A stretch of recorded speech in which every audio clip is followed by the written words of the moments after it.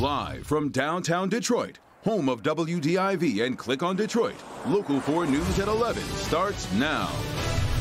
A $100,000 casino heist ends with a local man's arrest. Tonight we're learning the elaborate scheme that involved prosthetic masks and dozens of fake IDs.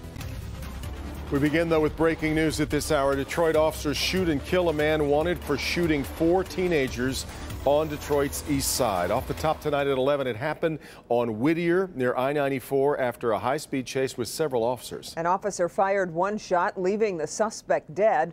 We're told 3 men ran from a vehicle, 1 with a gun in his hand, and that's when the officer opened fire. Jason Colthorpe is live at Detroit Police Headquarters. Jason, were any shots fired at officers? No shots were fired at police, Kim, but as you said, the police chief says that suspect had a gun in his hand and the officer was in fear for his life.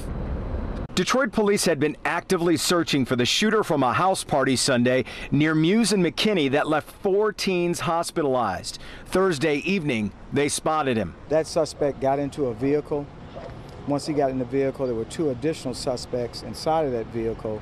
They tried to evade Detroit police. High-speed pursuit lasted for about 10 minutes, traversed all of the east side. The suspect's car collided with some police cars during that pursuit, which hit high speeds down some neighborhood streets. It was a whole bunch of cops. It was probably like 20 of them. This neighbor, who didn't want to be identified, described it. Once he got at Berkshire and realized that he was being followed by too many, he started doing zigzags on side streets. The chase ended at Whittier and McKinney when the suspect crashed into a tree. All 3 suspects exited the vehicle very quickly. All started to run.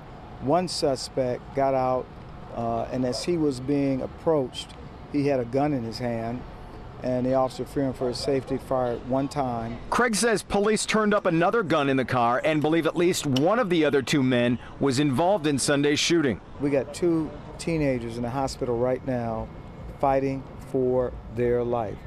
These officers were here doing what they were supposed to do, what they were asked to do. And the chief also added, he kind of characterized all of this as gang activity. He says the suspected shooter in that house party Sunday was also suspected in other shootings, including one in East Point. Kim, back to you. Jason, I heard the chief mention those teens in the hospital. Do we have an update on their conditions? We do, and unfortunately it's not great. 2 of those teens, we're talking about 2 15-year-olds, 2 17-year-olds, 2 are in critical condition, and 2 are considered in grave condition right now. Kim. All right, good. Okay. Jason, thanks. Elsewhere, a stretch of I-275 closed tonight in Wayne County as state police investigate a rollover crash that turned out to be deadly. Crash happened around 7 p.m. on the northbound lanes right near Ecorse Road. State police say a 53-year-old man from Redford was driving too fast and rear-ended an SUV. The driver of the SUV ended up being killed in the rollover. The Redford man was taken into custody because he failed a field sobriety test. Northbound I-275 remains closed tonight at Ecorse Road. New tonight, 2 Detroit Public School students attending summer school have tested positive for COVID-19. The Detroit Health Department announcing tonight the 2 positive tests were out of 274 students tested so far. Earlier this week, a federal judge ruled the district has to test all 600 Detroit students taking summer classes by next week for in-person learning to continue. The students who tested positive will continue summer learning online.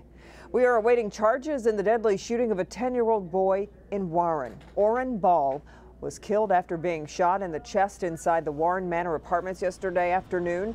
Investigators say several children were inside that apartment when the shot was fired, but no parents. A 15-year-old boy turned himself into police last night. He has not yet been charged. Now to a real-life casino heist, at least according to the feds. It involved prosthetic masks, more than 83 phony IDs, and 1 man who the U.S. attorney says was targeting casino VIPs in order to try to rip off the house. Nearly $100,000 was stolen from MGM Detroit, and that's where Mara McDonald is tonight. Mara, MGM, though, wasn't the only target. No, Devin, and you know, this man, who is from Harper Woods, was arrested outside of a casino in Kansas for trying to pull the same scam he's allegedly pulled here at MGM. And you've got to hear the details because there's a lot of effort here. These are pictures of 55-year-old John Christopher Coletti, who is, according to the feds, all done up in his prosthetic masks and props in order to appear like an elderly man. The scam, according to the feds, worked like this. Casinos like MGM have VIP kiosks where their high rollers can withdraw money. Now, knowing these kiosks are under surveillance, the FBI says Coletti would get himself decked out in his prosthetics, or in some cases an entire facial mask complete with props like a walker, and use fake driver's licenses he'd manufactured to access the kiosks. Apparently, he was pretty good at it because he's alleged to have ripped MGM off of just under $100,000, and they have him on video. Coletti was arrested in Kansas at a casino in full costume after trying to withdraw $20,000. Back here live now, law enforcement in Kansas says when they got into his rental car, they found 4 more of the full face masks, as well as 83 phony driver's licenses with different names on them that he had manufactured, all with like little tape on them with that person's social security number on it so that that could get keyed in on these kiosks, as well as a couple books on how to commit crimes and get away with it. We're live at the MGM tonight. Devin, Kimberly, back to you. Can I assume the script is already in development in Hollywood? This is just made for it, man. Good stuff, crazy stuff. You can, and you know, Devin, one more thing that I think is kind of interesting. Apparently he was interested in, or at least the feds say, in counterfeiting money because they found a fake $100 bill in that rental car, as well as a flash drive with a tutorial on how to do it. On how to do it. Wow. What a story. Hello, Hollywood. Exactly right. All right, Mara. An elaborate scheme. All right. Well, President Trump makes it official, announcing federal officers will be in Detroit in a few weeks to help cut down on violent crime. It's an expansion of Operation Legend, led by the Department of Justice in partnership with multiple law enforcement agencies. Federal forces will head to Detroit, Chicago, Cleveland, Milwaukee, and Albuquerque. U.S. Attorney Matthew Schneider says this is about getting bad guys off the street.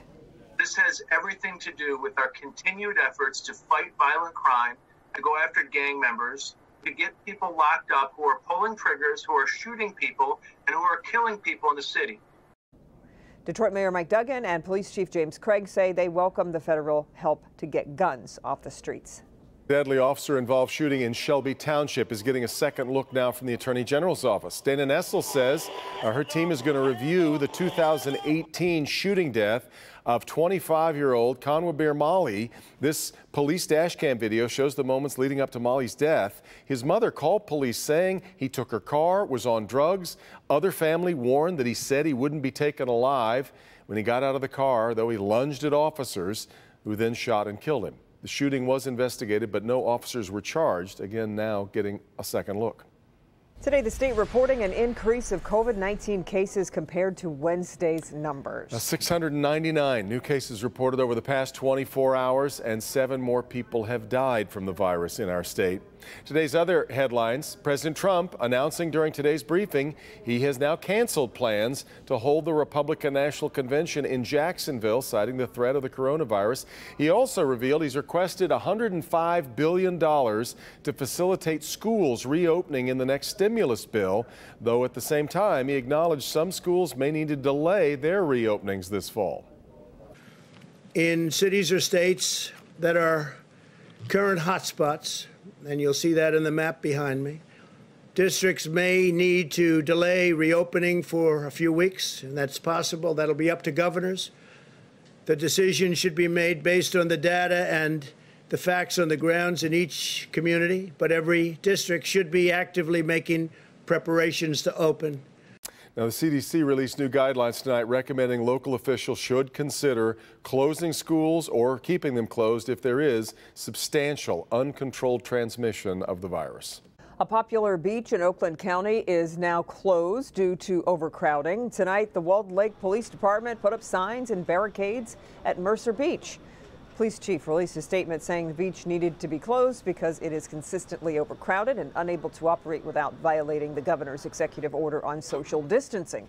Police have not yet said how long the closure will remain in effect, but any violators could face 90 days in jail and a $500 fine. Still ahead, a criminal tries to fake his death to avoid going to jail. It just made one very big mistake, though, with the phony death certificate that didn't take prosecutors very long to figure out he was very much alive. Let's check in with Ben. Devin and Kim, a very comfortable summer night that we've got tonight, but we now have our 8th named storm of the Atlantic tropical season, and it's the earliest that we have ever hit that mark. More on Hannah coming up. All right, Ben, but coming up first, a Detroit police officer charged with shooting journalists with rubber bullets faces a judge. What he's been doing since being suspended from the force, next.